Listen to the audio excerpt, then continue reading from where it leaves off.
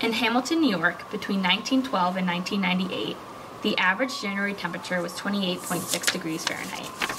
In order for students, faculty, and staff at Colgate University to survive and work in such a harsh climate, effective heating systems are critical.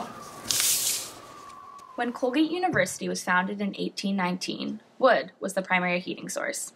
Throughout the 1800s, each dorm room was heated by its own stove, and students and janitors handled supplies of coal and wood. Stoves were not the most effective heating source, and students often endured freezing rooms and fuel shortages. In the fall of 1876, a group of students protested inadequate classroom supplies of coal by hoisting a stove to the roof of West Hall. Increased energy demand from newly constructed buildings spurred a transition to a centralized coal heating plant in 1907. Administrators wanted to ensure the comfort and convenience of an ever-growing student body, and believed the existing separate plants to be bulky, inefficient, and old-fashioned. As a result, a boiler house was constructed to the south of Whitnall Field and comprised of a boiler room, an engine room, a pump pit, and a large coal pocket. By 1966, the train lines that were transporting coal to Colgate stopped running, and the university was forced to consider another fuel source. Because natural gas was unavailable in the region, the school decided to transition to oil. At that time, fuel oil number 6 was sold at a relatively low price. This low price kept Colgate's heating plant using fuel oil for decades and prevented most energy renovation efforts.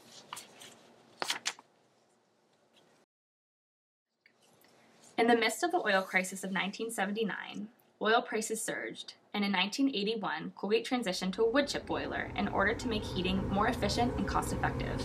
Today, this boiler processes 20,000 tons of locally sourced and sustainably harvested wood chips per year.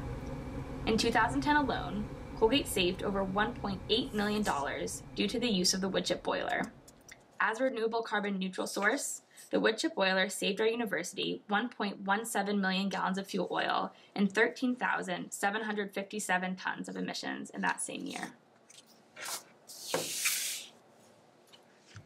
In 2014, Colgate adopted natural gas as an additional energy source due to the fact that natural gas emits relatively low levels of greenhouse gases and would reduce Colgate's carbon footprint.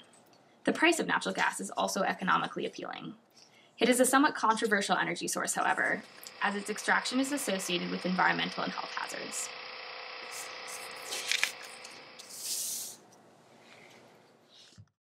With the deadline for Colgate's 2019 carbon neutrality goal quickly approaching, we need to continue increasing the efficiency of our heating systems.